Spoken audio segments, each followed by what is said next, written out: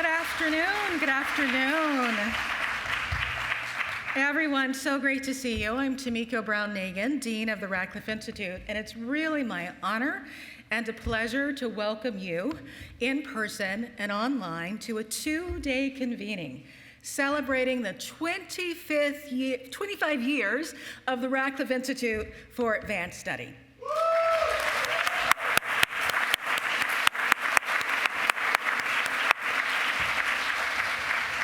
I am so thrilled to gather with so many members of our community, students and alumni, faculty and fellows, volunteers and supporters, current and former Harvard and Radcliffe leaders, dedicated staff, and people from around the world who engage with us and our programs. Radcliffe is a remarkable institution because of you. Thank you for being a part of our community and for joining us today. I also want to take a moment to recognize the many people who saw the Institute's potential from its earliest days and who invested in its growth and impact. Your support made these past 25 years possible, and I am deeply grateful.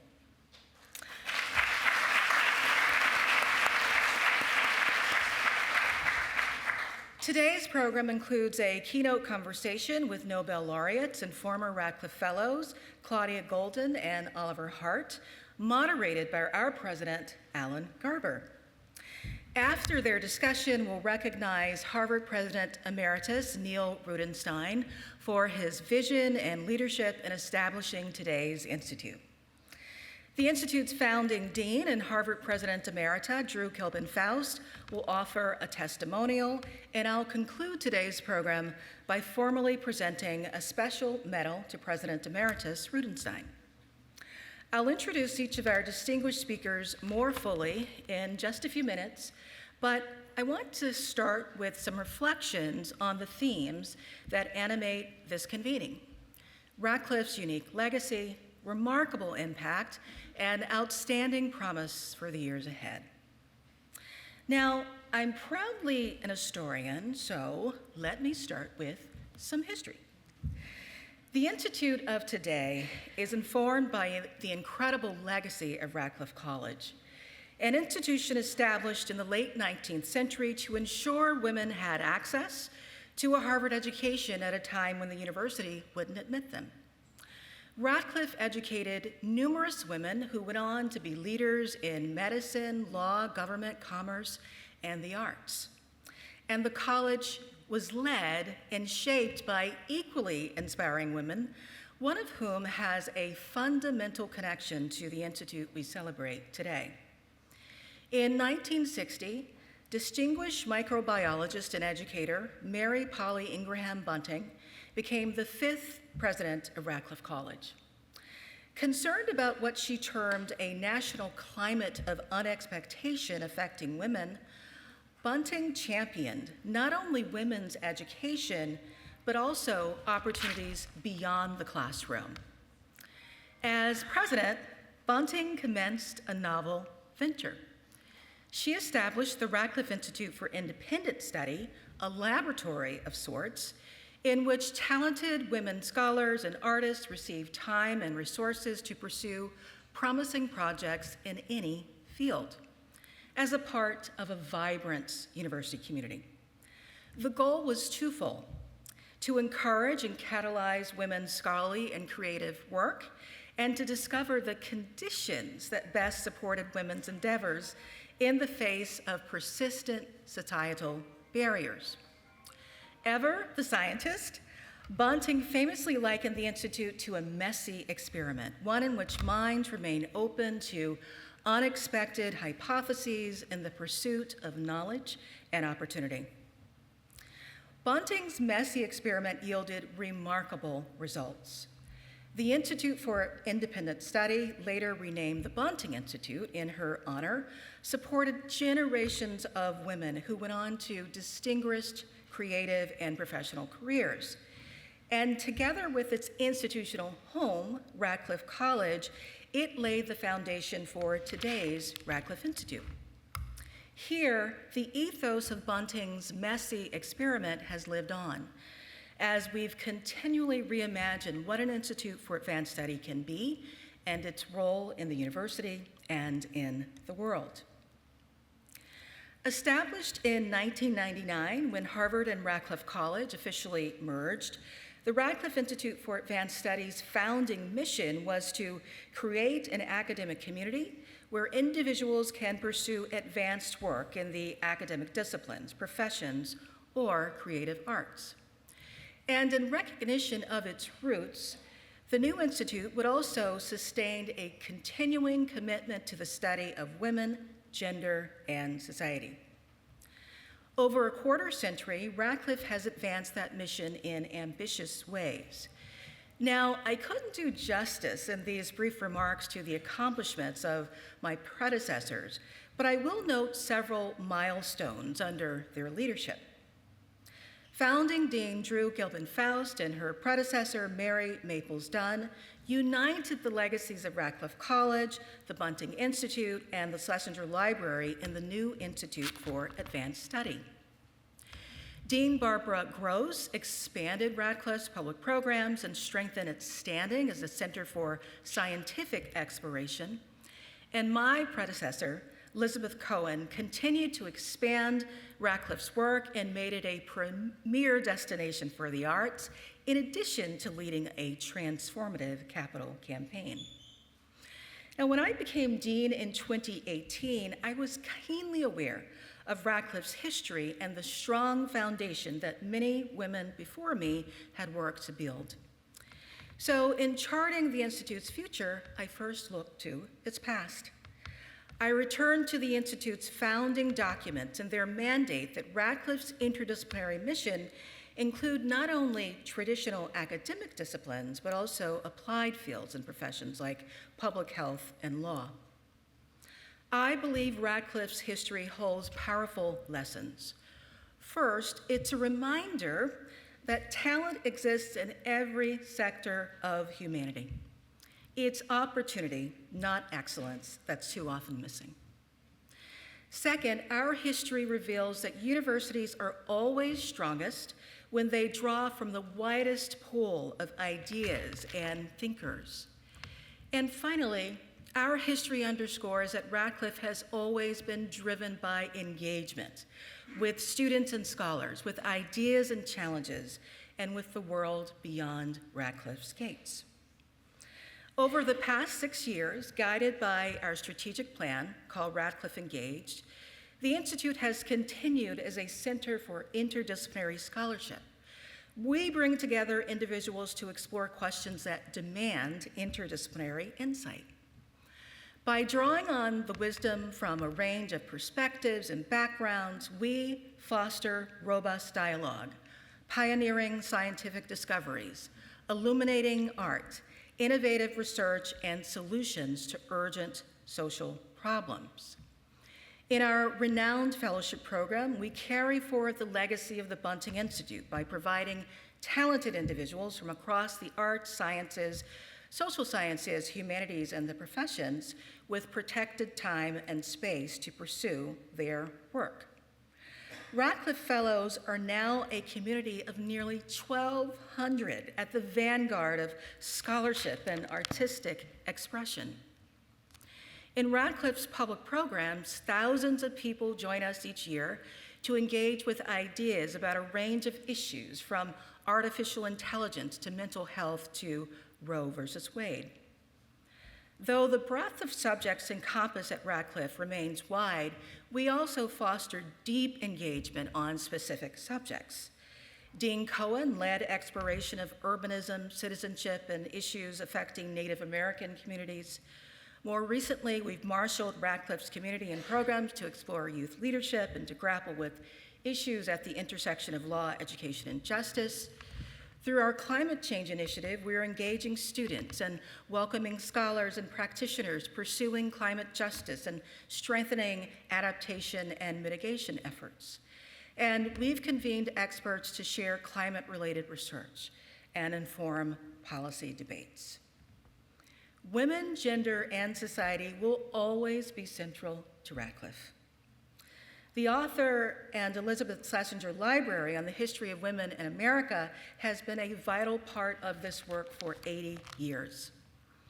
From its first archive documenting the suffrage movement to its current collections, the Schlesinger enables researchers to bring overlooked stories to light and to tell a more complete history of our nation. Its collections have informed scholarly works like Catherine Turk's book, The Women of Now, or my own book, Civil Rights Queen, as well as creative works like Shania Taib's Tony Award-winning musical, Suffs, about the suffragists who fought for American women's right to vote. And so it is a special pleasure to announce today the launch of an exciting endeavor that will enable Radcliffe's own history to be more fully explored. Schlesinger holds rich collections documenting 120 years of Radcliffe College, which illuminate the history of coeducation and women in this country. Yet many scholars are unaware of these records, which were processed before modern archival standards emerged, and therefore they're challenging to navigate. Well, next year, we'll launch a project with a dedicated archival team to reprocess some 600 linear feet of materials in the Radcliffe College archives to support teaching and research.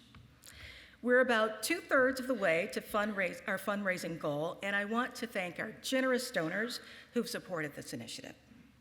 Please join me in thanking Susan and Ken Wallach, Mathea Falco, and an anonymous donor for their generosity.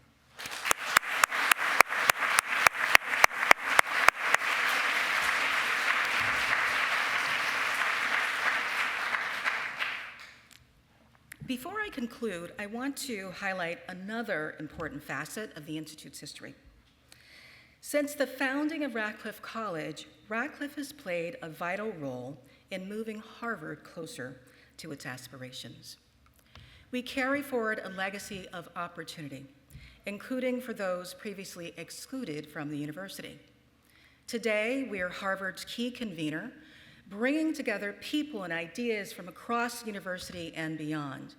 We provide unique opportunities and we advance important university objectives. Now, while each school at Harvard contributes to the whole, Radcliffe plays an outsized role in helping the university grapple with difficult issues and leverage differences to strengthen Harvard. Harvard faculty come to Radcliffe as fellows and to participate in private programs that enable them to advance their research projects. They address broad audiences in our public programs and help shape the Institute as faculty directors and members of our Faculty Advisory Council. Radcliffe also plays a crucial role in bringing outstanding and diverse faculty to Harvard through Radcliffe professorships. Founded by then Dean Faust, this program helps Harvard schools recruit sought-after faculty to strengthen the university. Radcliffe professors hold joint appointments at the Institute and at their home schools and receive fellowships at Radcliffe to advance their work. To date, we've awarded 39 professorships to tenured and tenure-track recruits from across 9 Harvard schools. They include National Book Award recipients, Pulitzer Prize winners, MacArthur Grant recipients, and scholars committed to public service. And I'm grateful to the Radcliffe professors, past and present, who are helping us celebrate our 25th anniversary, including Annette Gordon-Reed, Amani Perry, Tracy K. Smith, Fernanda Villegas, and Durba Mitra.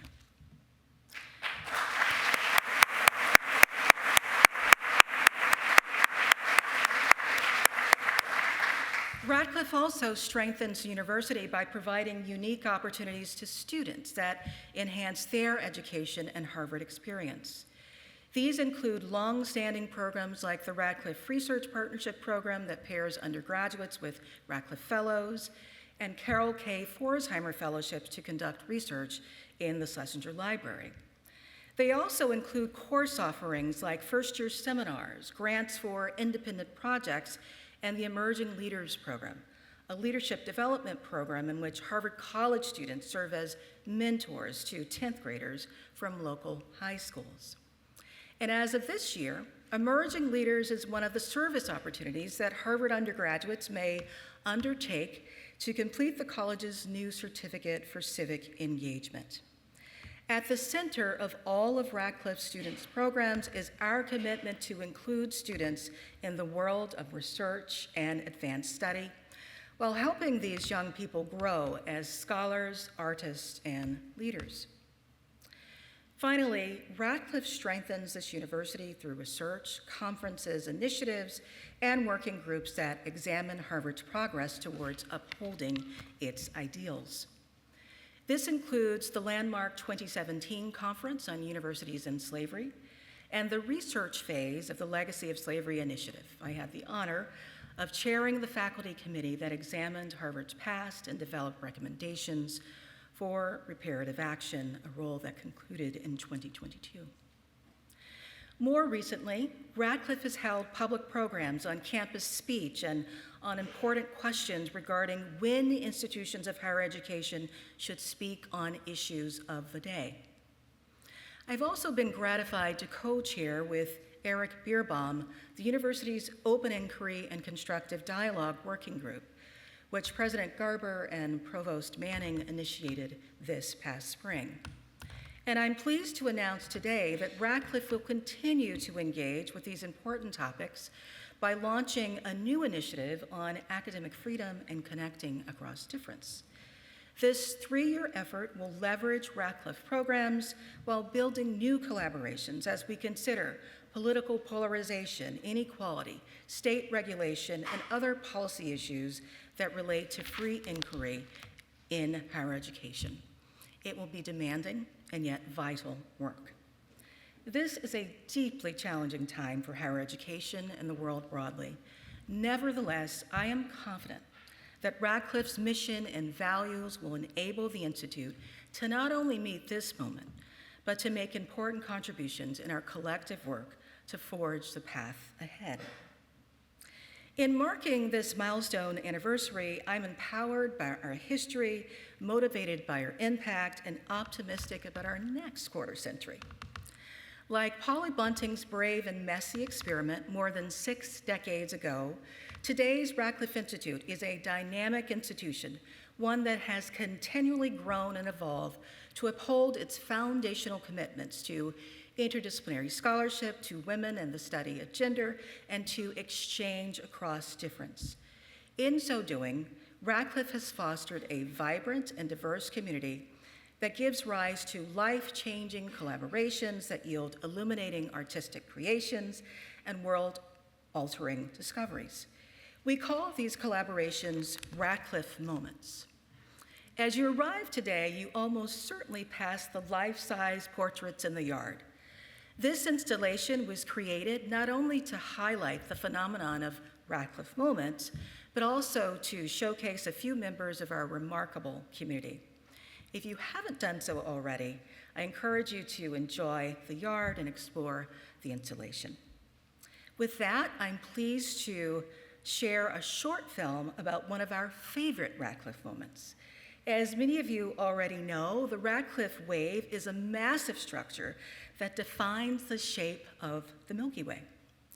Its discovery here at the Institute in 2019 dramatically changed scientists' understanding of our galaxy.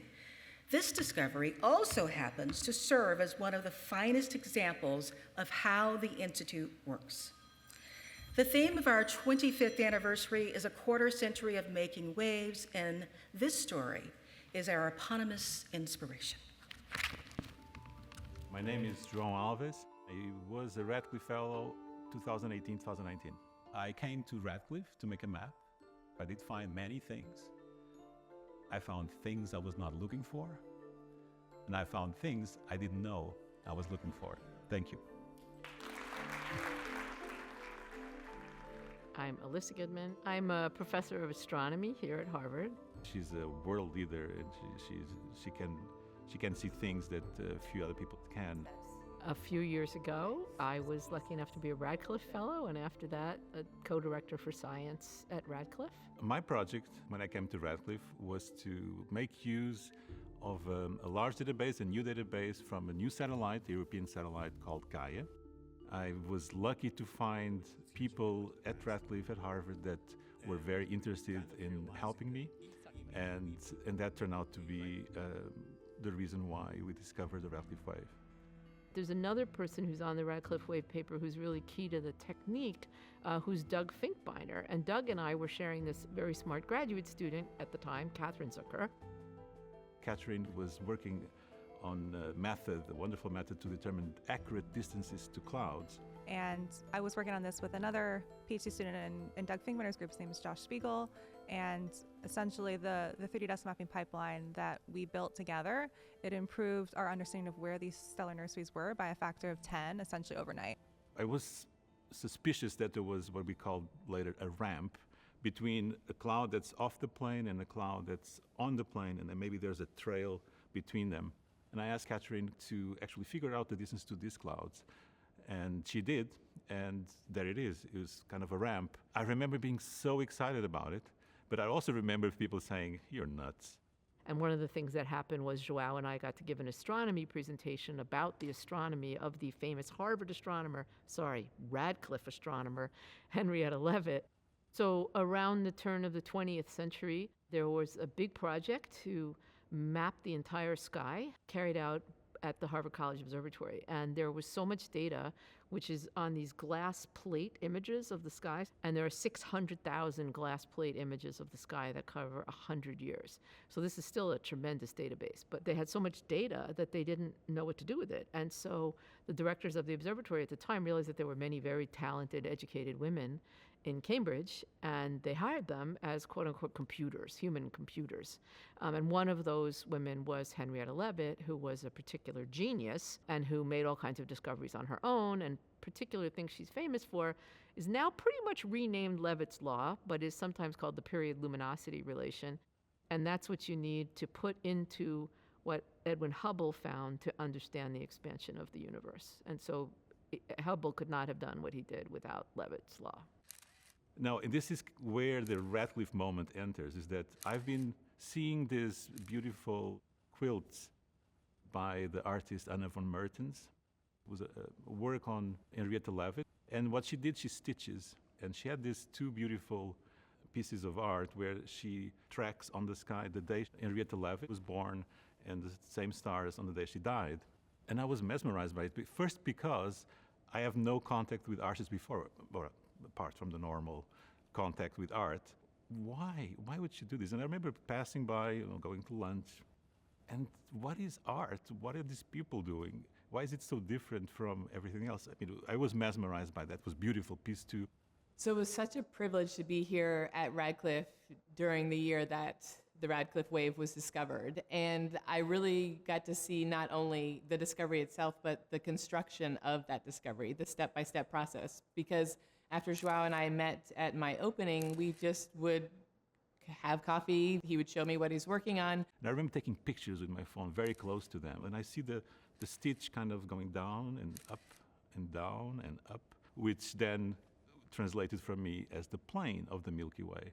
And that maybe that ramp, could be more than just a ramp, and just like a stitch on the cloth.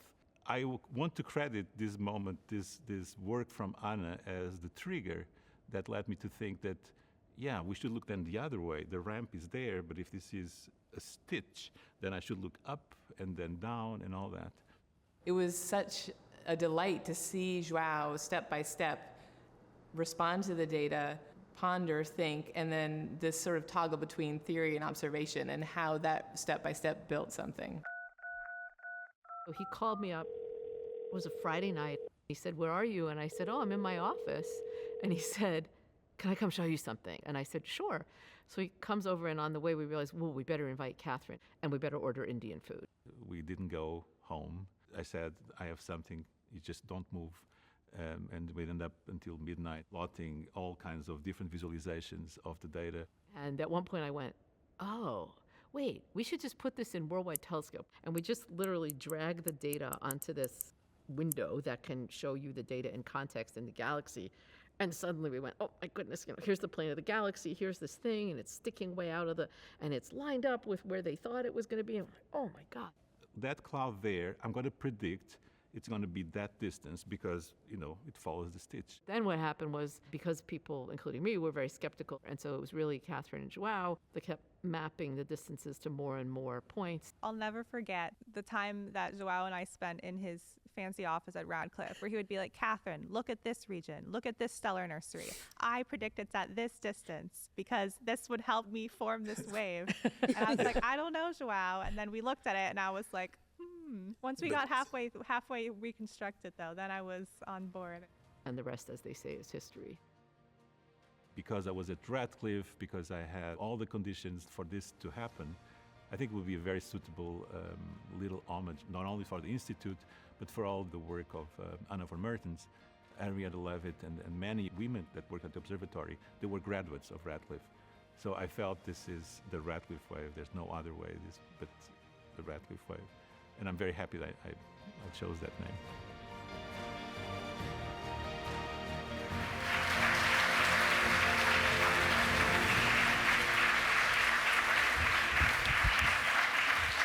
Isn't that great? It's just great. I love the discovery. I love the film, and I hope you all enjoyed learning about the Radcliffe wave. We're proud that the Institute played a role in this collaboration and honored that the resulting discovery carries Radcliffe's name. And now I'm delighted to introduce this afternoon's keynote conversation. I want to leave plenty of time for discussion, so I'll provide brief highlights of each of our distinguished speakers' many accomplishments. Links to their full biographies are available on the event webpage for today's program. Claudia Goldin is the Lee and Ezpeleta Professor of Arts and Sciences and the Henry Lee Professor of Economics at Harvard. In addition, she was a 2006 Catherine Hemsen Bezel Fellow at the Harvard Radcliffe Institute. Professor Goldin is an economic historian and a labor economist whose research spans topics, and she is especially renowned for her historical studies on women in the U.S. economy. Professor Goldin is the author of numerous scholarly works, and her most recent book is Career and Family: Women's Century-Long Journey Toward Equity. Her many awards and honors include the 2023 Nobel Prize in Economics, awarded for having advanced our understanding of women's labor market outcomes. Oliver Hart is the Louis P. and Linda L. Geyser University Professor at Harvard, and he was the 2022 Jeffrey S. and Margaret Mays Patnos Fellow at Radcliffe. Professor Hart's research examines the roles of ownership structure and contractual arrangements in the governance and boundaries of corporations, as well as the social responsibility of business and how to write better contracts. He is the author of many scholarly articles and the book Firms, Contracts, and Financial Structure. Professor Hart is the co-recipient of the 2016 Nobel Prize in Economics, awarded for contributions to contract theory. In 2023, Sir Oliver Hart was made a Knight Bachelor in the King's Birthday Honors List for his sustained and exceptional contributions to economic theory. I'm thrilled to have both Professor Goldin and Professor Hart with us here today. Their conversation will be moderated by President Alan Garber. As you all know, President Garber is the 31st president of Harvard University, having previously served as provost for over a decade. President Garber is an economist and physician, and he studies ways to improve healthcare productivity and financing.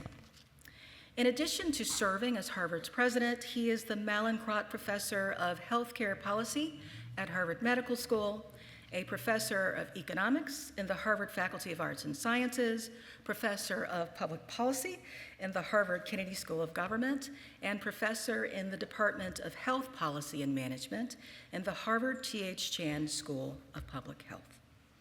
Thank you, President Garber, for your leadership and for bringing your economic expertise to our discussion today. And now please join me in warmly welcoming Professor Goldin, Professor Hart, and President Garber to the stage.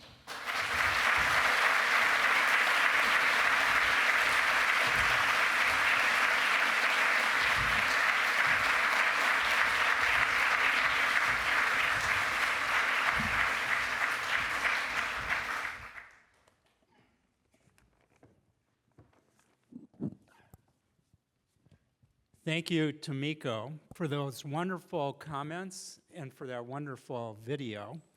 But thank you especially for your leadership. And before we start on this program, I just want to acknowledge Tomiko's many contributions.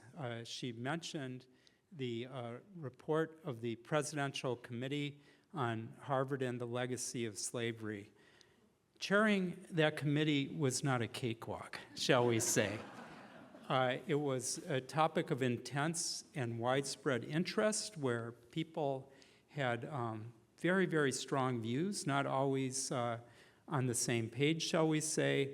And Tomiko brought her historian's skills and expertise, her sense of how to make sure that everybody was able to make their finest contribution and to bring this not quite symphony into harmony.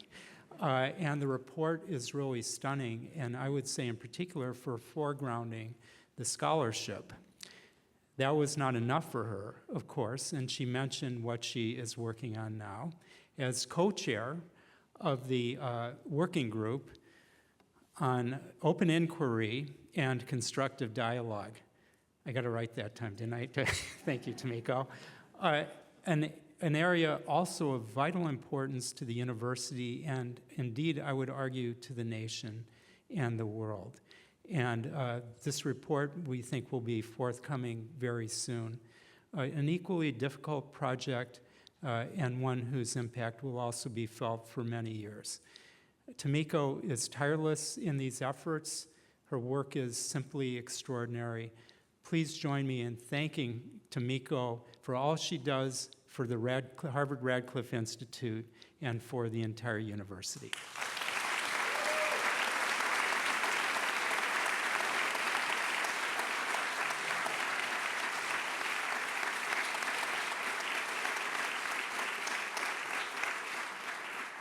Now, I also want to say that the 25th anniversary of the Radcliffe Institute is a very special occasion for me. As provost, of course, I was deeply involved with each of the deans of the Radcliffe Institute. But the one thing some of you know, but not everybody knows, is I would not be here today, not in this room, I would not be at Harvard, if it were not for the Radcliffe Institute.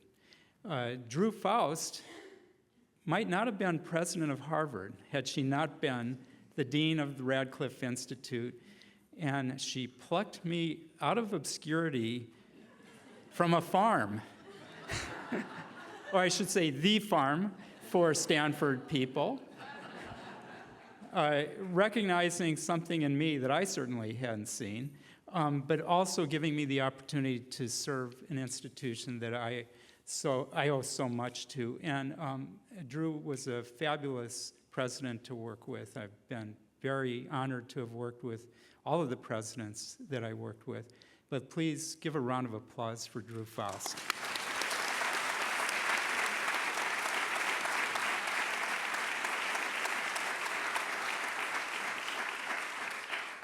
So now I have to say I am also honored to be able to interview these two very distinguished faculty. As president, as I was for provost, I think every area that Harvard pursues is an important one.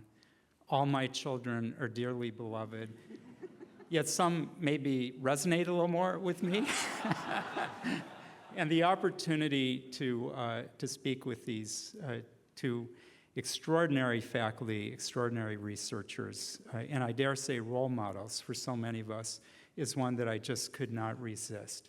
And I'm not sure I can rise to the occasion to get them to speak about their deepest thoughts in ways that everybody will be able to appreciate. But I'm going to start with a very straightforward question, starting with Claudia and then Oliver, which is, what are you working on now? We heard about what you've worked on for much of your careers. What are you working on now? Why are you excited about it? And why should everyone in the audience here, economists and non-economists, be excited about it? finishing a paper, a project that I had to put down last October 9th. Okay. Last October 9th, I received a call at 4:30 in the morning. Sorry. So I'll repeat that. I am finishing a project that I had to put down last October 9th. And October 9th was the day that I received a call at 4:30 in the morning. And I won't go through what that call was. And so I put this project down. But it should come back up again. And the project is called Why Women Won. Okay. And when I give the lecture, the seminar, Why Women Won, there's always a group of people, somewhat younger, who look at me and say, "We did?" And then I say, and I'll read it, I'll say, "It was not that long ago that women were fired or demoted for being married, getting married, being pregnant, having children, or capable of having children, were denied credit or mortgages, had to use their husband's name on credit cards, were treated differently than identical men by the IRS, the Social Security system, and the retirement rules of the federal government, and the military, had jobs that were advertised separately from those of men, had restrictions on hours of work, on types of work, were sexually harassed in the workplace, as if that was normal." And most of the rules that I just mentioned were the rules of the government. So that's what I'm working on.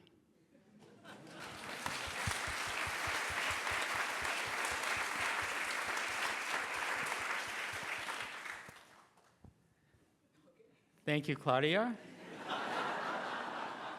Oliver. It's a little hard to follow that.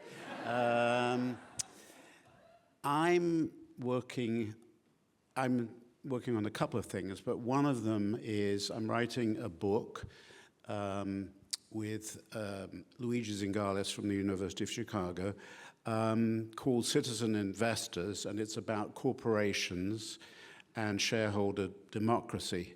So the idea is basically this. If you think about the largest companies in America, they're traded on the stock market, various stock markets. And who are the owners of these companies? They are us. We're all owners of these companies through our pension plans. We hold index funds. So sometimes there are intermediaries in between us and the companies, but the ultimate owners are us. So you might think, well, then the company should be acting on our behalf. And they often claim that they are because they're pursuing shareholder value, that is, they're maximizing profit, they're delivering large dividends, high share prices. But in this book, we question that that's really what we want, because after all, we are human beings.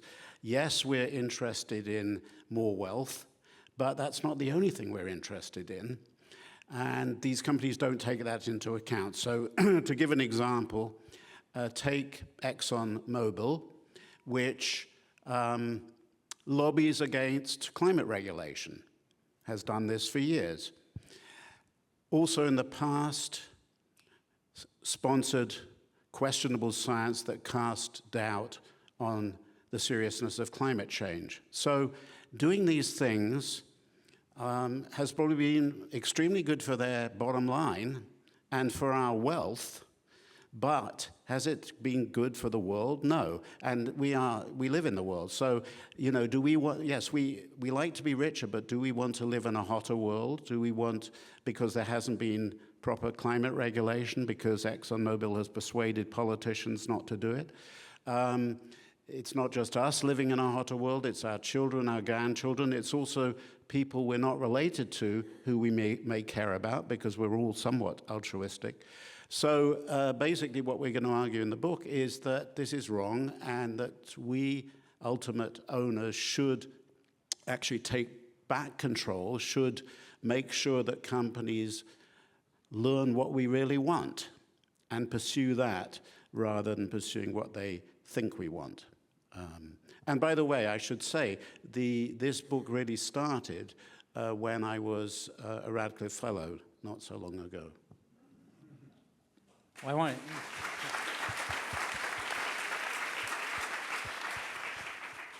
Well, I'd like to, we'll get back to your time as Radcliffe Fellow momentarily, but I just am dying to ask, and maybe the correct answer is you'll have to read the book. Do you already have views about the role of proxy votes and shareholder resolutions and so on as a mechanism to address some of these issues? Yes, I think that is an important mechanism, but right now, what gets in the way of that is the intermediaries do most of the voting. The Vanguards, the BlackRocks, the Fidelities of this world, they do most of the voting on our behalf. Many people don't even know that that's happening. And how do they vote? Traditionally, they voted to maximize long-run financial return, taking no account of all the other things I was talking about, like, should Exxon be subverting climate regulation? No, they don't engage on that, but I think they should. And, there are a couple of ways they could do it, and that'll be in the book. One of them is pass-through voting, which is where they say, we're not going to do the voting anymore. We're going to let the ultimate shareholders, that is us, vote on shareholder resolutions. Of course, there's a little bit of a problem with that, which is, if you own an index fund, you are owning hundreds of companies. You're not going to spend all your waking hours poring over proxy statements and so on. But there are actually technology is a way to get around that, which is you can delegate your vote, or you can actually, I've signed up to a service which asks me questions about what I care about and then has an algorithm that does the voting on my behalf. So Luigi and I also proposing a second idea, which is actually to have an investor assembly. So this is going to take us too long, but there are things called citizen assemblies that you see in the political area, where 100 to 150 people are brought together to deliberate on some important social issue, and then what they recommend may then be implemented by lawmakers. And you could imagine the same thing. You could imagine a mutual fund saying, we want to find out what our investors think, so we're going to put together an assembly of some of them and have them deliberate and then tell us what they want. So that would be another way, apart from pass-through voting. But you're going to have to read the book to get the details. There's your teaser. And I just want to point out that these are two researchers whose work very obviously is very, very deep into the scholarship, but it has very important implications for all of us in so many ways. So yeah, we'll show for your book, for sure. I want to ask both of you, you touched on this already, you both, of course, spent time as Radcliffe Fellows. And I understand that you did accomplish a lot in those years. What made the experience particularly valuable for you, including interactions with other fellows and so on? Anything that you would like to share about the impact of that year for each of you? Sure. Yeah. Okay, so I was a Radcliffe Fellow long, long ago, when the Radcliffe Institute Fellows were housed in the little houses on Concord Street. And so each of us had a domicile that consisted of other people. And of course, just like many domiciles, everyone thought their home was better than other people's homes. Or, on the other hand, worse, like we have more mice than you have. Or the noise is better here than there. But what made my year magical was that I was allowed, because it was through some Mellon grant, to invite some other scholars. And I somehow chose a young scholar out of the University of Pennsylvania with a PhD in economics named Claudia Olivetti. And I had admired her work. I think I met her once. She is now not just my co-author, this is 18 years later, she has been my best friend for a very, very long time, and she now has a 16-year-old soccer star son. So in that time, she did other things as well. So, but in addition, in our little house, our little domicile, was Tony Horwitz, the late Tony Horwitz, the journalist. And in a different little house was Geraldine Brooks, who is writing the children of the book. So it was truly magical. Thank you, Radcliffe.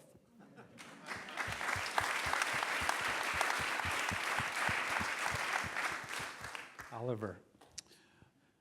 Well, I think for me, the most important thing was I got to meet and become friends in some cases with people I don't normally hang out with. So I tend to hang out with economists and lawyers because I have quite close connections to the law school. But at the Radcliffe Institute, there were artists, musicians, people from the humanities, the sciences, other social sciences, and it was just a different and exciting group for me. So I found it, it was terrific to listen to their talks. It was a whole new world. That's great, thank you. So I think both of you have sort of touched upon this, that you're both renowned economists, but your work actually also touches on other fields as well. You, Oliver, mentioned the law. Claudia, you basically could pass as a historian, I think, in many respects. I hope so. Yes. So clearly, it's not just purely one discipline's view. Could you say a little more about how multidisciplinary perspectives have entered into your work and how you have actually worked with people from other fields? Do you want to begin? Okay. Well, in my case, as I mentioned, law has been the main other field that I've sort of learned about, and I've learned a lot from lawyers because, so at some point, my research became focused on contracts, but I am an economic theorist, so I was sort of thinking about contracts in purely theoretical terms.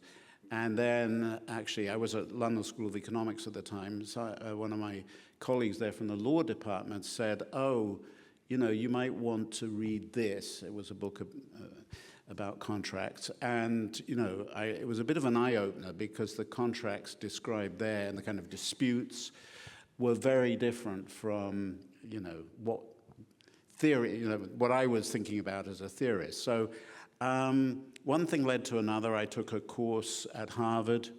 I sat in one of the law courses on contracts where there were lots of cases. And, over time, I've learned how lawyers think about contracts, and it's extremely useful. And it has improved my work immeasurably. I still think that there's also something that people like me can add to the mix, but there's no question that I don't think you can do interesting work as an economist in contract theory without knowing how lawyers think about these things. And I would say it also extends to my work on companies. So corporate governance has been a long-standing interest for me, but my recent, the work I was just talking about is all about that. And again, you can't do anything, you can't make progress on that without understanding how the legal system treats these issues.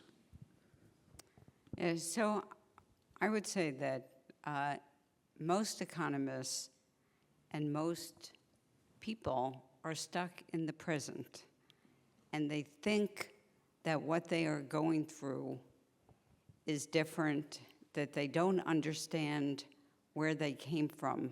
They don't see progress.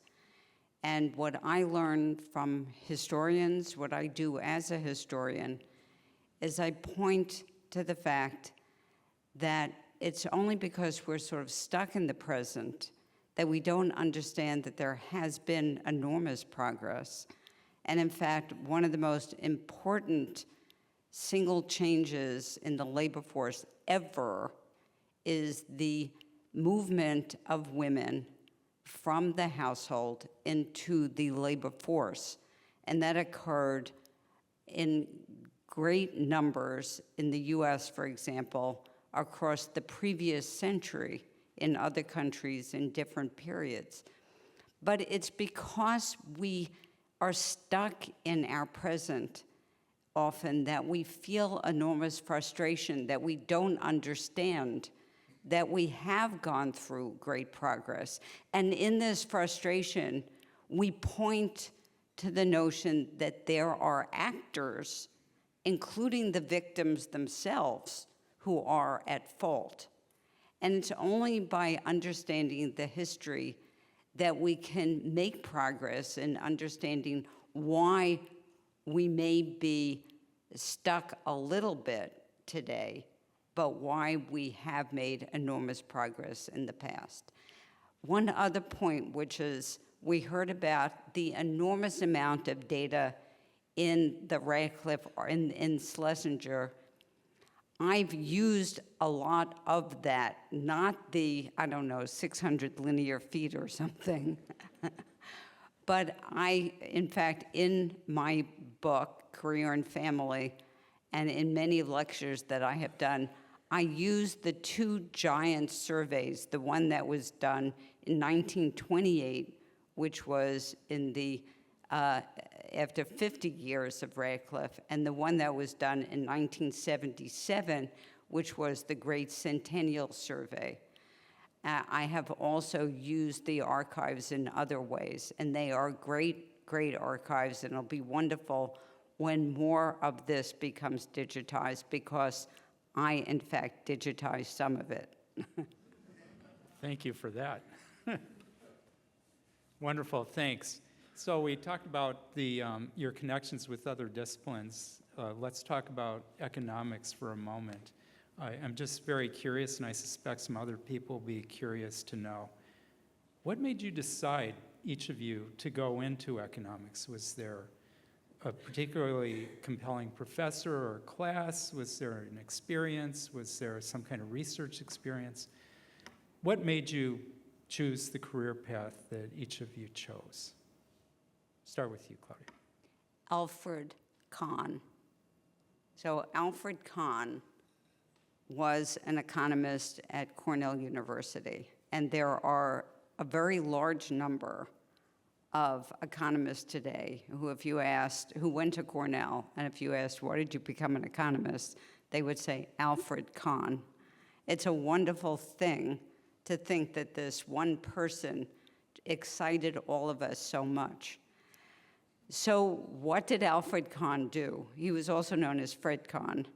And Fred Kahn also not only was a professor of economics, but he was also the head of this thing that was once called the CAB, the Civil Aeronautics Board, CAB. He abolished it. And in abolishing it, he's perhaps the only individual who ever abolished the agency or worked to abolish it, who is the head of an agency. And in abolishing it, what did he do? And all of you are going to say, really? He lowered your airfares, okay? And you're all saying, not my airfare. Yes, your airfare, okay? And it was because of him that airlines began with names that you don't know of now, like People's Air, okay? Okay, so he was someone who just excited everyone who heard him speak. And I signed on to economics, and I became an IO, an industrial organization economist. I went to graduate school to study, this will probably surprise my colleague to the left, to study the economics of regulation. I went to the University of Chicago to study with George Stigler and Sam Peltzman and Ron Coase etc. And that is what I did. And it was all because of Fred Kahn.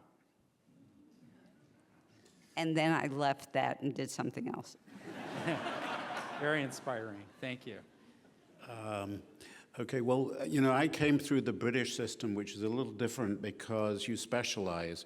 So when I graduated from Cambridge University in 1969, I had just done 3 years of mathematics and nothing but mathematics. And one thing that taught me was that I was not nearly good enough to be a professional mathematician, nor did I really want to be. So the question was, what was I going to do next? Now, 1969 was a turbulent time, a time of student revolution. So the idea of getting a regular job didn't seem appealing at all. So I knew it had to be further study, but in what?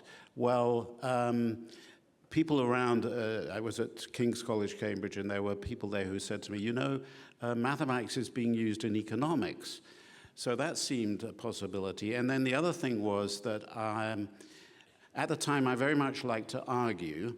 I was sort of left-wing, politically left-wing, and I used to engage in arguments. And I got very frustrated when the other person brought up some economic consideration, because I had absolutely no idea what they were talking about. And I lost the argument at that point. So I thought, I've really got to learn something about this. So the combination of those two is why I decided to take up economics. I love hearing these stories, and I just have to say, one of my dissertation advisors, who both of you know, Ken Arrow, was really interested in statistics. And one of his mentors told him, "We can get you a graduate fellowship if you'll study economics instead." The rest is history. Let me turn to a different subject. Throughout the university, the country, and the world, we've been very focused on technology, technological innovation, and in a way, both your work touches, the work of both of you touches or is affected in some ways by technology, but maybe not in such a deep way. So how has the march of technology changed or not changed your work? Who wants to go first? Claudia. I could say the following, that my work would probably be somewhat different if I used the various computers and AI that we have now. And so I sort of have been going over as many people do, over my old records, and I look at this and I think, my God, I was counting things in an archive by doing numbers and counting. What was I doing? I was taking scribbling notes. These are actually notes.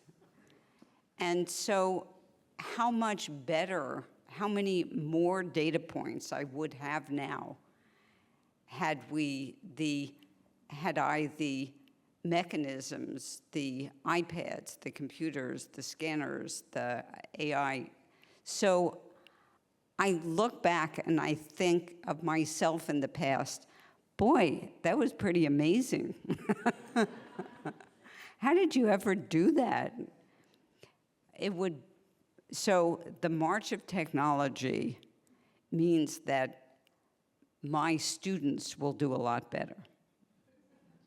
That's great, thanks. Well, in my case, I would say it's probably had less of an impact than it has on many, including probably, I'm sure, Claudia, because I'm a theorist, so for me the most important thing is a yellow pad and a pencil, and that hasn't really changed. So I would say, what has changed is the ease of communicating with co-authors through Zoom. That has, I used to, back in the day, I would go and travel and see my co-author and spend a few days working with them, or they would come and see me. And there's much less of that now.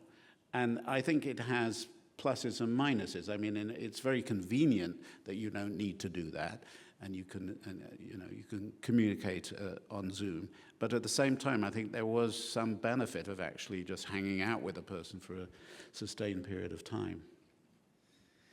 Well, I was thinking a little bit about what Claudia said, and I think some of my cohort in college are here, and may remember when at Harvard, the computer center was on the south side of Cambridge Street, approximately where the CGIS South building is now.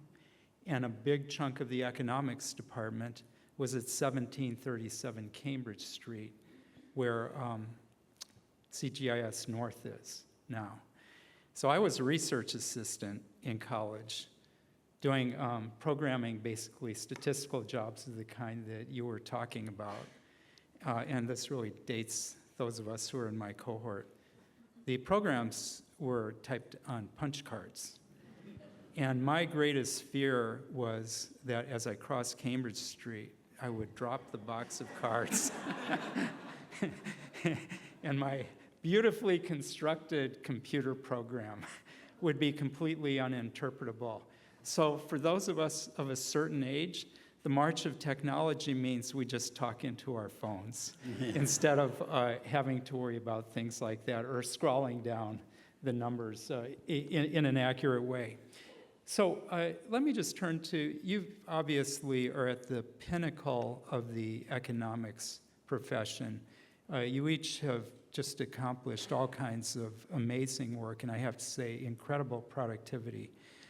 What of your accomplishments really stand out in your own minds? What are you most proud of? And I hope you can explain why it is that you are so proud of these efforts.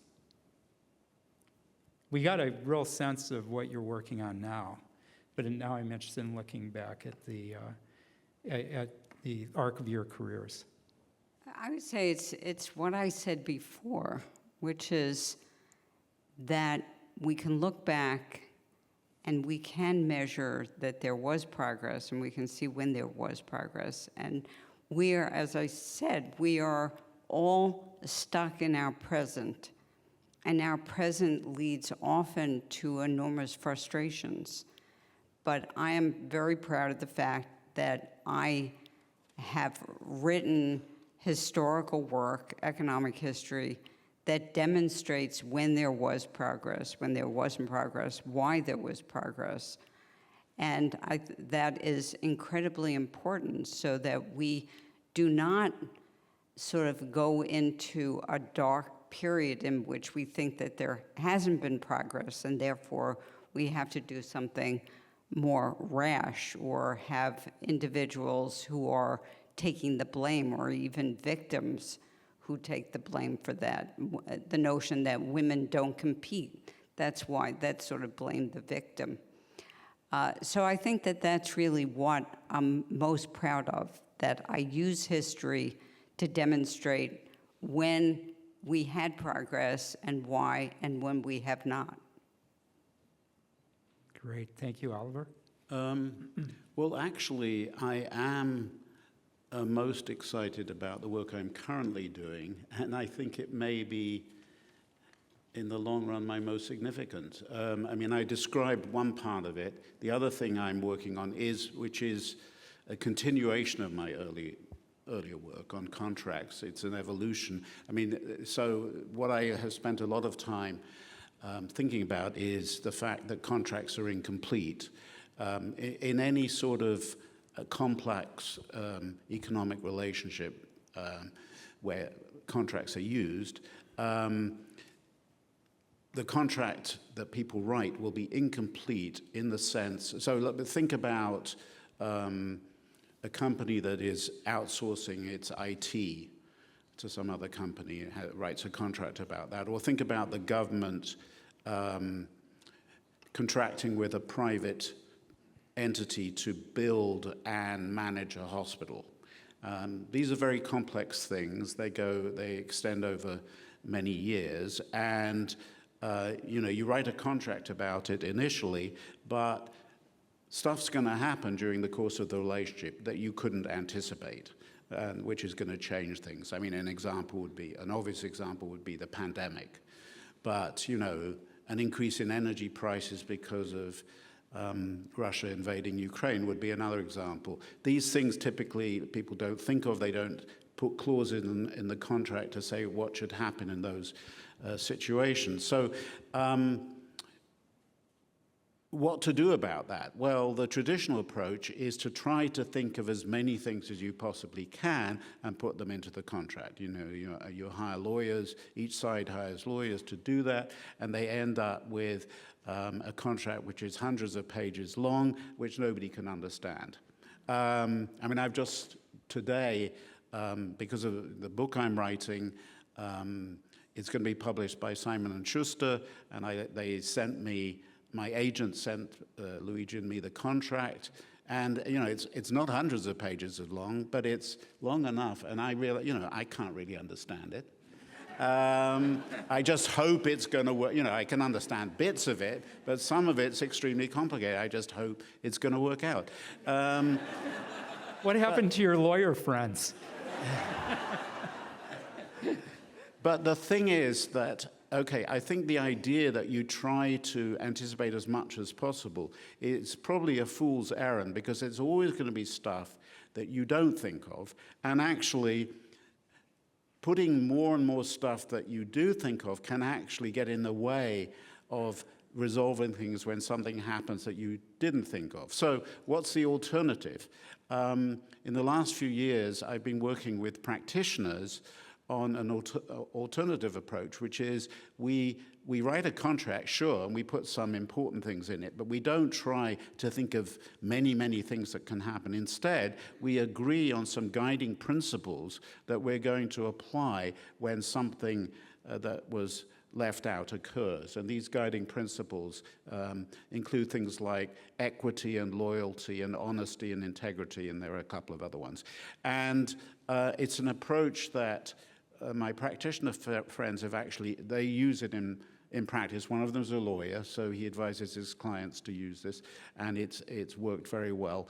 And some of my prior work provides a theoretical foundation for why that works. So anyway, that's something that I feel proud of. We'll see exactly how influential it is, but I'm hoping. Thank you. I'd like to turn to, Claudia mentioned the great progress that's been made in so many ways, including women's economic status and so on. But when we turn to the economics profession itself, there is much greater attention focused now than was true, I think, than when any of us were students on an increasing representation of women and underrepresented minorities in the profession. What are the current barriers to greater representation? Right. So I can field that one, right? Thank you. But Oliver, your views are welcome too. Yeah. So that is something that I've thought very hard about, and because I've thought hard about it, I formed a group, and we ran a randomized controlled trial. And in fact, you may want to talk about randomized controlled trials. And so I was president of the American Economic Association, and you're president like for 1 year, and then you serve on some committee. And I figured in that brief period, I would do something that had some lasting influence.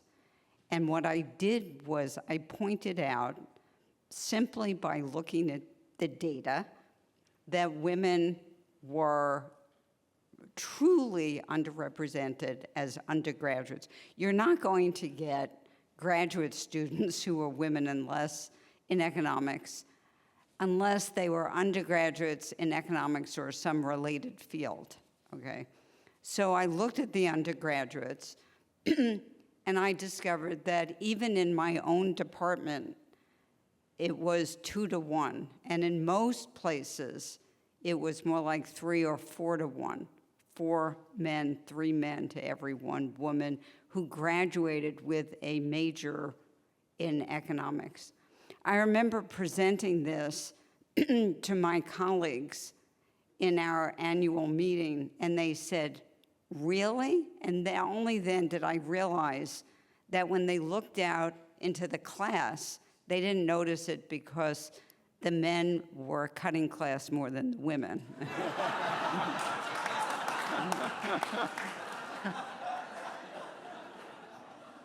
So I began a group to understand why this was the case. And then we had this RCT, and I'll explain a little bit about that, just a little. But the answer is really very simple, and it gets to the heart of something that we should have begun with, which is, what is economics? Most young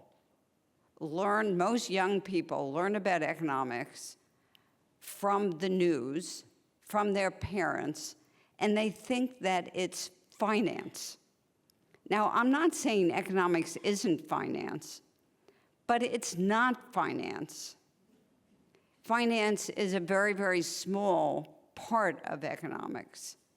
Economics is about inequality, it's about development, it's about people, it's about aging, it's about health, it's about regulation, it's about lots of different things, but it's mainly about people. And when you ask undergraduates why they are majoring in one field versus another, the men say, "I want to major in economics because it's about finance." And the women say, "I don't want to major in economics because it's about finance." That is really the main problem, is that we economists have been doing a terrible job advertising what we are. We are about people. If I ask young women, "Why are you majoring in psychology?" which is the field that was getting the women, they were 2-to-1 the other way, or 3-to-1. The answer is psychology is about people.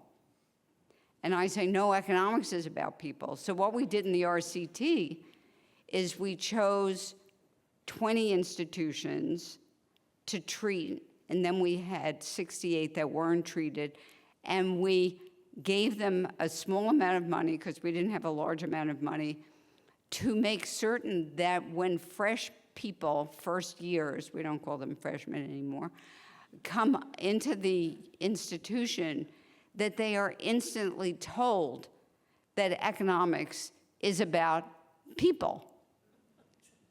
That's my answer. That's great.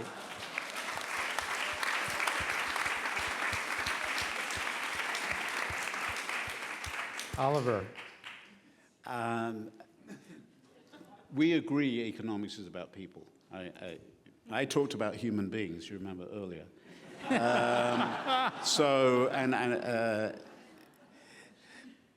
Let me just say that I have been, I think one of the great things that's happened during the period of time that I've been at Harvard, which is 31 years now, I think when I joined as a senior faculty, there was just one senior faculty member who was a woman, and that is the person sitting next to me. She still is a woman. She's still a woman, and she's still a faculty member in my department. I'm very happy about that. Now we have more, do we not? We have quite a few. And that has been real progress. I mean, if you look, we may not have enough, but we do at least have a significant fraction of women who, a significant fraction of the senior faculty who are women. So I think that's made the department stronger. I think it's made it a more interesting place, a better place. So even though one might want more progress or faster progress, to echo what you were saying earlier, there has been progress, and they're now role models for women who are coming up as graduate students or undergraduates. Many more role models than they used to be. So that's all good. I just feel obliged to call out a woman faculty member who taught me when I was an undergraduate in economics. I wanted to take a graduate course and you needed the instructor's permission as an undergrad. This course was co-taught by two people, and it was graduate macroeconomics. I went to the other professor named Otto Eckstein, and he said the course is only for, is a required course for grad students, and we have to focus on them, so you can't take it. Now, I was a Harvard undergrad, so naturally I went to the other instructor. And so I went to her and she asked what background I had in macroeconomics, and I said, Ec 10, which, how many of you, by the way, took Ec 10? A good number. So at the time I was an undergrad, about 3/4 of the undergrads took Ec 10. By the way, that was my gateway into economics. So anyway, I went to her and I told her that was all I had, and she said, well, it's sink or swim, but if you want to take it, it's fine with me. And I did, and I have to say I did okay in the course. I still don't understand macro. That's a story for another day, but I am eternally grateful to her, and her name is Janet Yellen.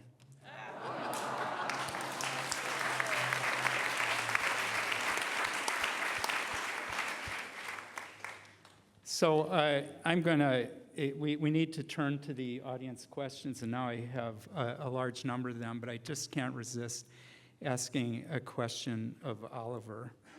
And I'd actually known about Oliver's father probably actually before I knew about Oliver. Oliver's father was named Philip, is it Montague Darcy Hart? Yeah, that's true.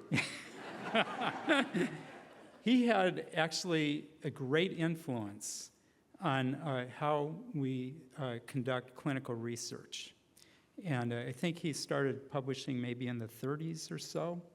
But the reason he had a huge influence is he conducted some of the first major randomized clinical trials. And particularly, Claudia and Alfred told me the date must have been in the 40s.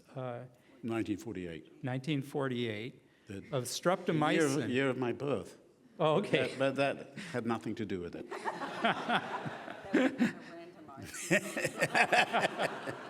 So it was a clinical trial of streptomycin for the treatment of tuberculosis, and it was positive. And this was instrumental in a sea change in how people think about what constitutes really medical knowledge, how we know whether treatments work, how we know whether medical interventions work. That was not a common approach at the time. And the way it ultimately took over is really amazing. For many of us, it wasn't fast enough, but it's the transformation has been just remarkable. So the approach is really so ubiquitous that we take it for granted. So, Oliver, did you ever consider going to medical school? The answer is quite simply no. Both my parents were doctors. My father was a research scientist and did the work that Alan's talked about. My mother was a gynecologist. That was quite unusual at the time. I mean, there weren't many female doctors in the UK, probably not here either. But I think I made it clear from the beginning that I wasn't interested in that career path. In fact, I remember my father actually, at some event, he made a speech and he talked about me, and he said that when I was very young, I said, "No doc, no doc." He was joking, of course, but I think he was referring to precisely this, maybe they thought I should be a doctor, but I didn't want to be. And in fact, I would have been a terrible doctor, at least in terms of actually treating patients, because my practical skills are non-existent. He wasn't very good. He started off as a physician, and I think his bedside manner was not really the best. So, he became a clinical trialist. Fortunately, he switched to research and randomized control trials and the rest of it. Okay, great, thanks. So we have a number of really great questions, and I apologize that we won't have time to get to all of these. I'm going to pick one that I find particularly interesting. What part of everyday life that seems far away from economics training would be best served by having more economics-based analysis involved? Ooh. Just about everything. Yeah. No, I think one of the aspects of economics that I find both interesting and sometimes somewhat disturbing, I'd like to hear what Oliver thinks of this, is that many of our students are just incredibly good at quantitative reasoning, which isn't exactly economics. Economics has for a long time been an imperial social science, meaning just like imperial governments takes over the world. And so in some sense, economists are just extremely good at logically thinking about the best ways of measuring something and the best ways of getting true identification. And that is really the area that they have gotten into. And in some sense, one might say that is really everything. All of the policy questions that we ask need that type of logic, just about everything that we ask. And in that sense, economists are just incredibly good at it. But that isn't necessarily what economics is all about. That's what causal identification is about. Yeah, my view is economics provides a set of tools which are enormously helpful for analyzing lots of situations, including many in everyday life, whether we're talking about how to invest, or whether we're talking about how often to go shopping, or how much to store in one's house. Should one go once a month and have a big inventory, or more often and have a small inventory, that kind of thing. But also in strategic situations which we encounter, or for that matter in incentive schemes, how to bring up your children, how to reward and penalize them, and that kind of thing. However, although I think it can provide insights into those things, I think it's a big mistake to take it too seriously, because there are usually some important other elements. And I certainly know, if you, try to explain to somebody, it could be your spouse, why maybe their behavior isn't optimal, that can actually be disastrous. So. The problem is that your spouse is not an economist, as mine is, Claudia, and therefore I don't have any problem. Yeah, I don't. What did you say?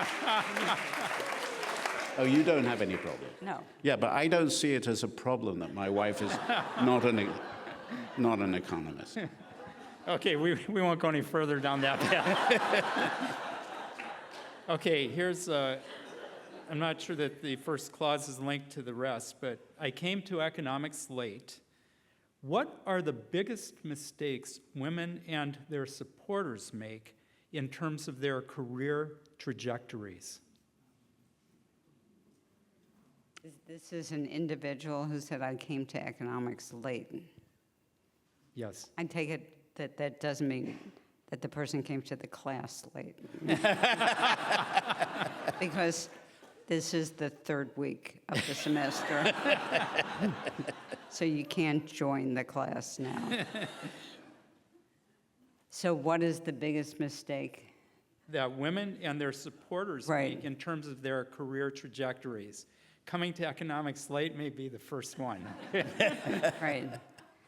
Well, much of my more recent work has been about the interplay between the family and career, and the notion that many careers are what I call greedy, which means that the more hours you put in per unit time, the more you earn per, let's say, hour.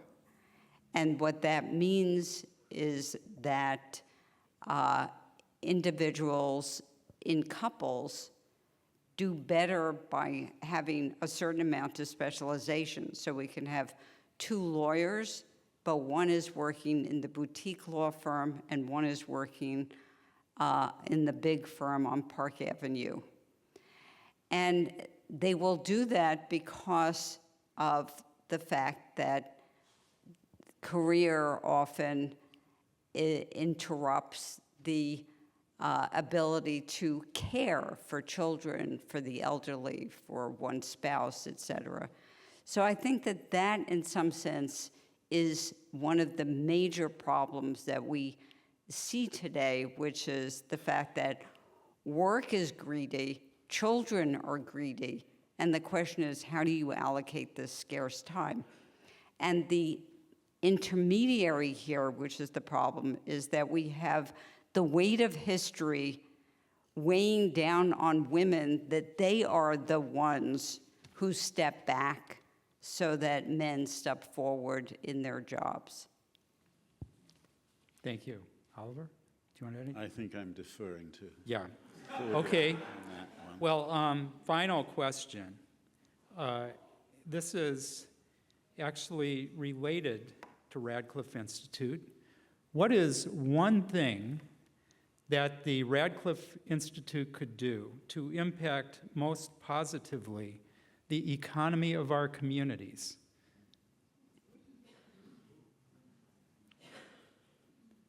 Implement the voting, then. The economy of our, I'm not quite Of sure our what- communities. What is one thing Radcliffe Institute could do to impact most positively the economy of our communities? Like, who could they bring in as additional Radcliffe Fellows might be one thing that would address that, right? But no, what are your thoughts about that question? What could Radcliffe Institute do? I think it's doing pretty well already. I mean, I'm not sure that I would. That's great. Yeah, it's bringing in a mix of people, and often that leads to new collaborations. But even if it doesn't, it leads to people being exposed to new ideas. And I think that that's great. And it's also, from what I understand, working with young people, let's say in Cambridge, and Latin, and that is our community. Very good. And I have to say, I don't know if everybody knows this, but Harvard undergraduates, students at Cambridge, and Latin can take courses at Harvard. Every student there can. It has to be with the permission of the instructor and so on. And even before we made the museum free for everyone, it was always free for actually residents of Cambridge and students at Cambridge, and Latin. And we can be an enormous resource for the local community. I hope you share my view that this has been an incredibly edifying and entertaining discussion from 2 of our brightest luminaries. Will you please join me in thanking Claudia and Oliver?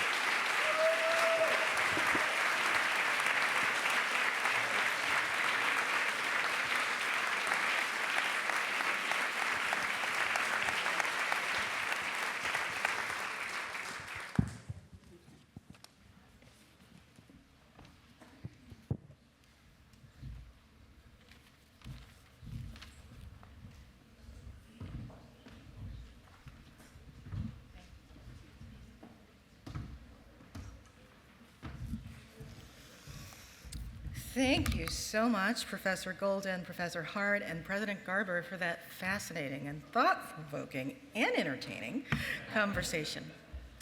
And now I'm pleased to turn to a special part of today's program, recognizing President Emeritus Neil L. Rudenstine. This is only the third instance in which Radcliffe has awarded a special medal to presidents who were instrumental in its founding and early success. In 1999, Linda Wilson, the 7th president of Radcliffe College, was honored.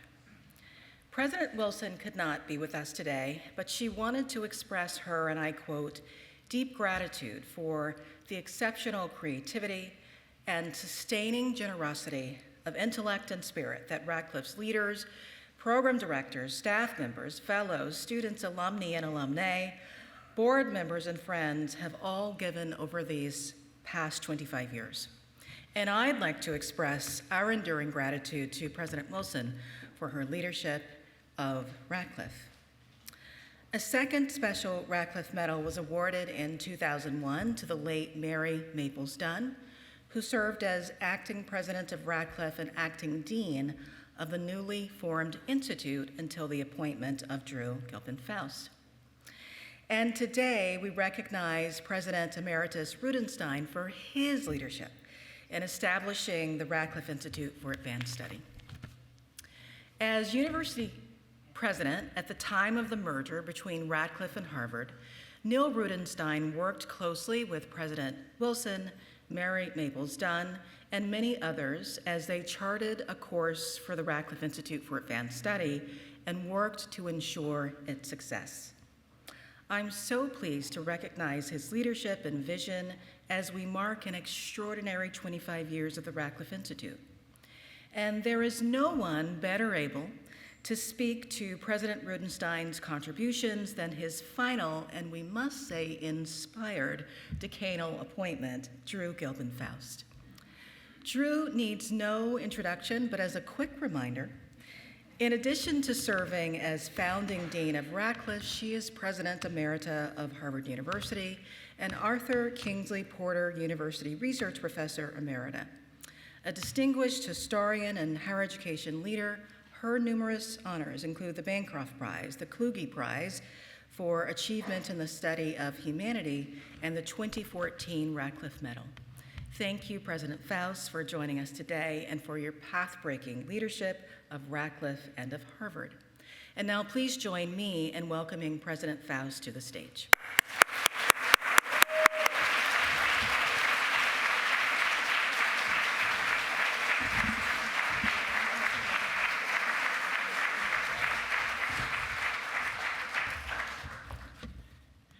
It's so wonderful to see so many friends in this room to celebrate this signal moment. And it's a wonderful privilege for me to have this opportunity to pay tribute to a person who changed the shape of Harvard University, not to mention my own life. In the last years of his presidency, Neil Rudenstine committed himself to uniting Harvard and Radcliffe in a manner that would strengthen them both. As he explained in a speech to a 1999 reunion class, he intended, and I quote him, to carry to fulfillment the long 100-year process of bringing Radcliffe and Harvard to the point where they are to be formally and legally merged.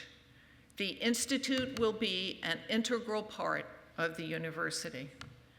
Today and tomorrow, we celebrate just that, the powerful and now remarkably taken for granted presence of the Radcliffe Institute for Advanced Study as an essential component of Harvard. In that same speech, Neil made gentle reference to any number of storms and to the many slings and arrows that Radcliffe had borne in its century-long relationship with Harvard. In private, he described it to me a bit less delicately. When he arrived as president in 1991, he said, he was astonished to find Mass Hall and Fay House regularly lobbying cannonballs at one another up and down Garden Street. Neil was determined to change this, and tonight we honor him because he did. The seeds he sowed, the future he made possible, has yielded this vibrant entity of scholarship and engagement that is now 25 years old. How did that happen? Where did those 25 years go?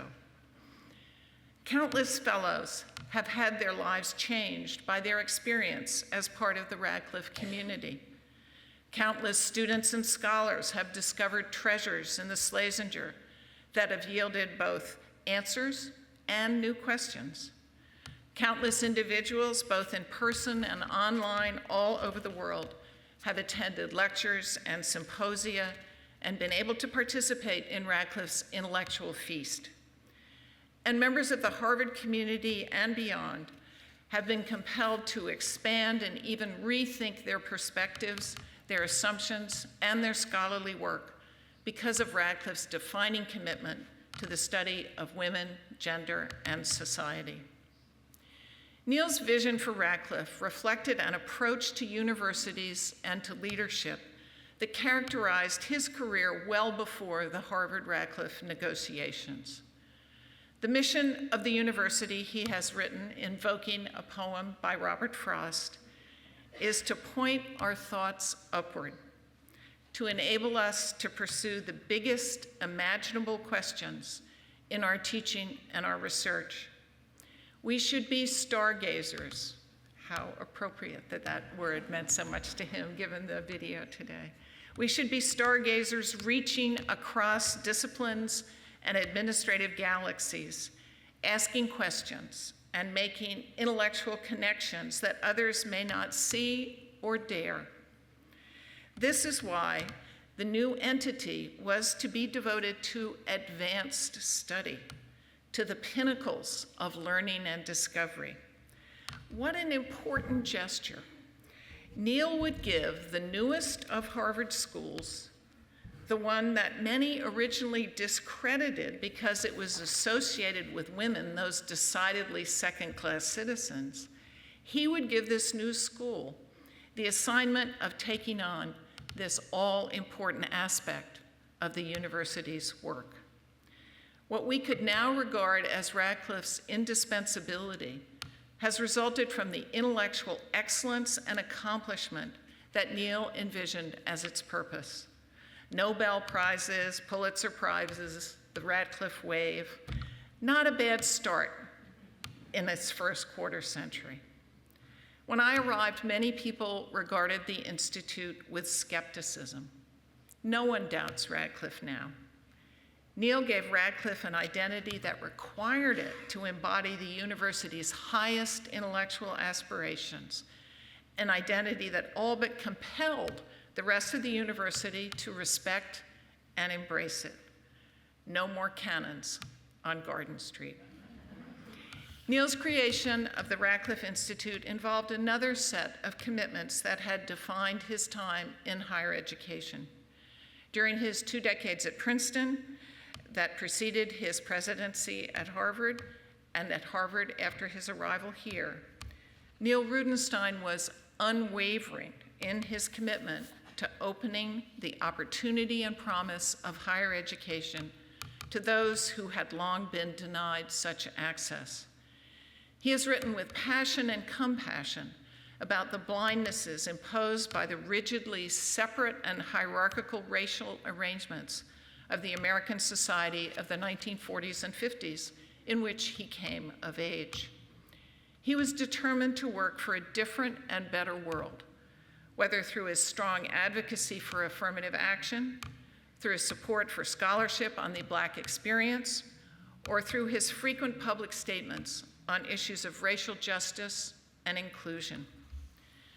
Given his dedication to these principles, I think it must have been hard when he moved into Mass Hall in 1991 to witness another variety of marginalization and exclusion in front of his eyes every day on Garden Street.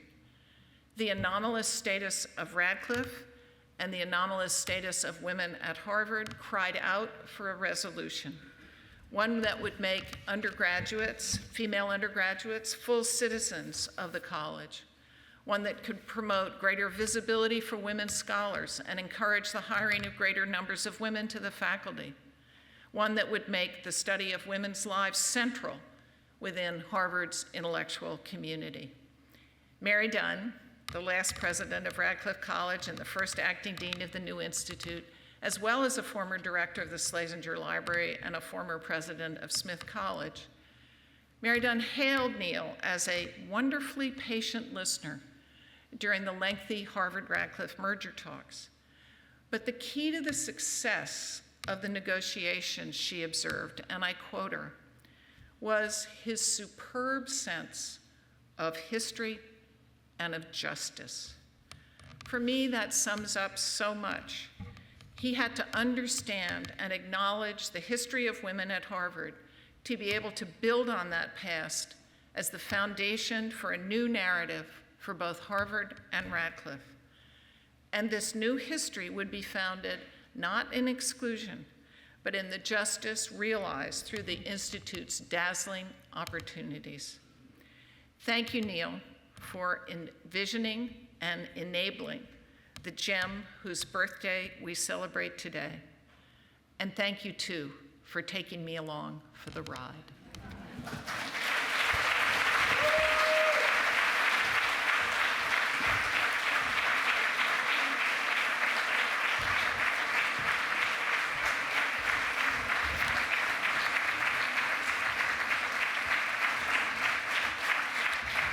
Thank you so much, President Faust, for those wonderful reflections. President Rudenstine, it is now my honor to present you with a special Radcliffe Medal. If you would please join me on the stage.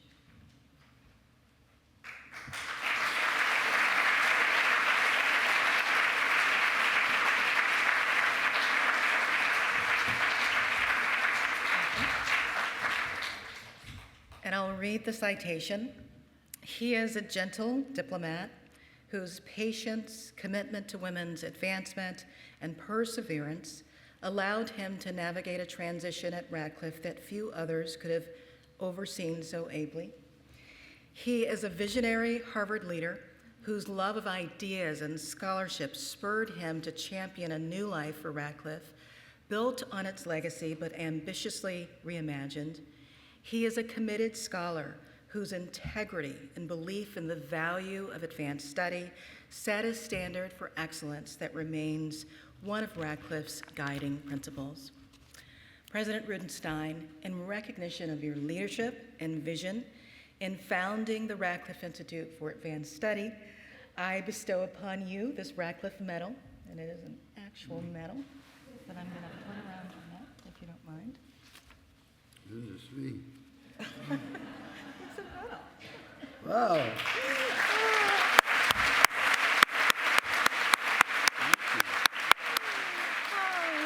Congratulations, congratulations.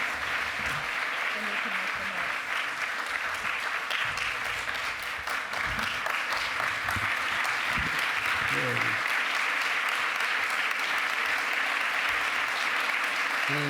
Thank you.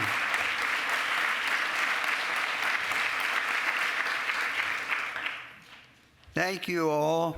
Thank you, our wonderful dean, and thank you, Drew. Drew has a wonderful ability to draw portraits of people that are, to the person involved, completely unrecognizable. But in spite of that, I want to thank her, as well as Dean Megan. I feel more than honored by this ceremony, but I think all of you must realize that there will be many other people who could be standing here because they played significant roles in the founding of the Institute. And what we were trying many years ago now, it must be more than 25, I think, to create something that would be worthy of Radcliffe and its history. It was far from obvious what could be done. What could possibly live up to Radcliffe's history that would do justice to its possible future? Well, dozens of ideas were tossed overboard. They were obviously either dismally bland or simply mundane. Then someone said, and I really can't remember who, Institute for Advanced Study? And everybody, including myself, said, bravo, fortissimo. And everyone then said, let the happy deed be decidedly done. And so it was indeed done. But of course, not really quite so quickly. We wondered for more than a while as to whether we could possibly live up to the idea of a truly distinguished advanced institute worthy of both Radcliffe and Harvard, and create it in such a way that it would flourish in effect, making Radcliffe itself flourish yet further than it had been in the previous century and more. Well, I want to just say something about what that meant. I don't know if any of you know the existence of such a thing called turtle soup, and whether you've ever tasted it. But whether we thought we could actually create the real turtle soup, as Cole Porter once said, could we create the real turtle soup in terms of a new institute, or merely the mock? And when we were done, would we see a shimmering, beautiful Granada before us, or only, as Porter said, Asbury Park? Well, as it turned out, of course, Granada did appear in all of its glittering capacity. In fact, we're today surrounded by Nobel Laureates, by the first dean of Radcliffe, who later became its marvelous president, Drew Gilpin Faust, by our present president, marvelous Alan Garber, and by these glittering Nobel laureates we've just heard from this afternoon, with all their wit as well as their intelligence and capacity to not just enlighten, but amuse.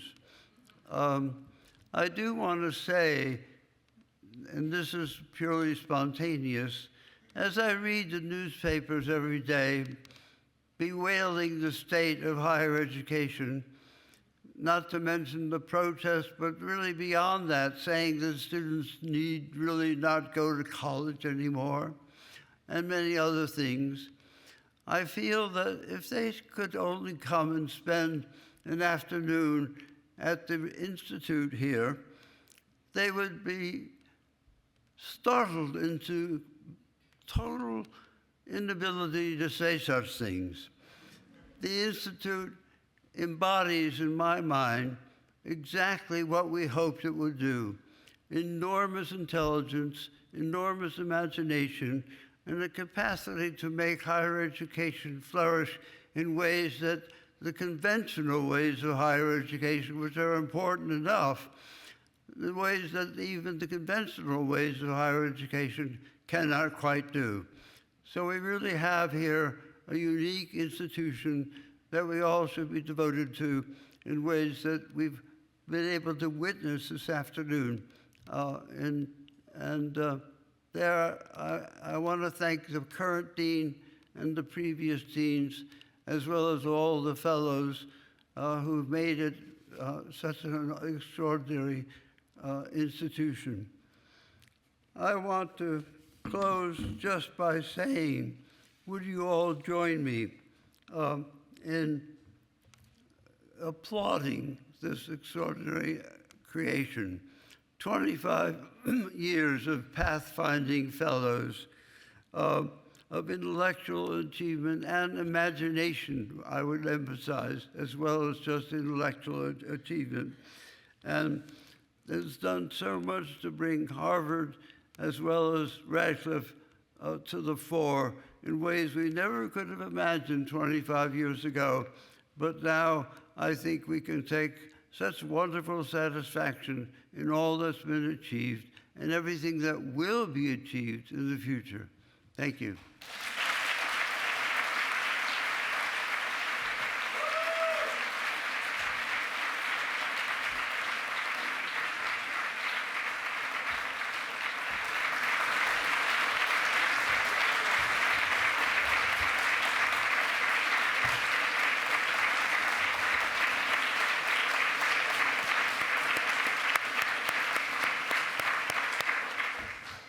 Thank you so much for those thoughtful remarks and for being with us today, President Rudenstine. And please join me in a final round of applause for President Rudenstine and for all of today's distinguished speakers.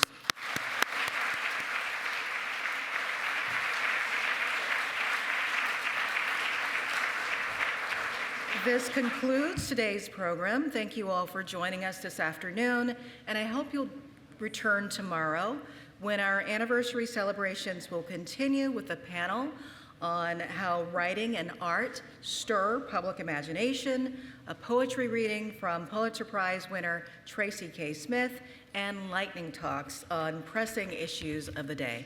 Until then, I hope you have a wonderful evening.